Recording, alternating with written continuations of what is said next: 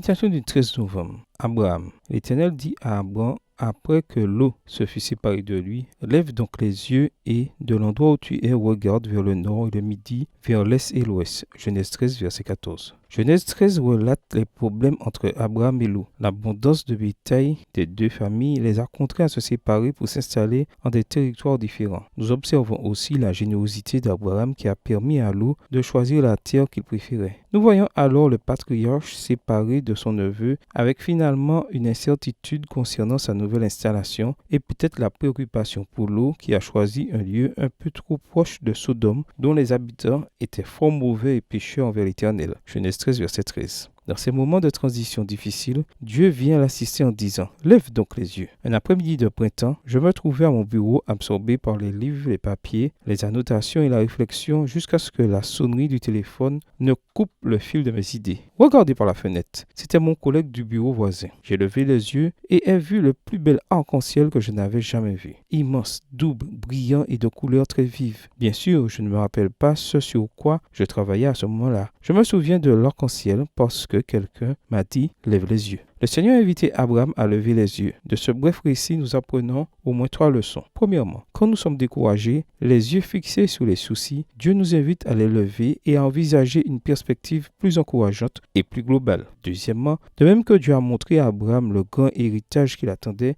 lui et sa descendance, versets 15 et 16, il nous rappelle que, même en plein désespoir, nous sommes héritiers de la vie éternelle. Troisièmement, tout comme Dieu a donné à Abraham des instructions précises pour dresser sa tente et s'installer à Hébron, verset 18, il nous éclaire par le moyen de sa parole écrite pour que nous nous dirigions vers la meilleure destinée et qu'en arrivant, nous le remercions avec joie, comme l'a fait Abraham en édifiant pour lui un autel, verset 18. 2 chapitres plus loin, nous retrouvons le patriarche plongé dans un autre conflit émotionnel, avec une profonde somnolence et de la crainte. Voir Genèse 15, verset 12. Il semble avoir oublié les promesses, mais le Seigneur le réconforte à nouveau en attirant son attention sur un avenir de bénédiction, versets 13 à 21. Bien que votre découragement revienne sans cesse, le même Dieu d'Abraham est prêt à vous aider, à vous consoler et à vous rappeler ses merveilleuses promesses de vie éternelle. Bonne journée à vous et que le Seigneur vous bénisse.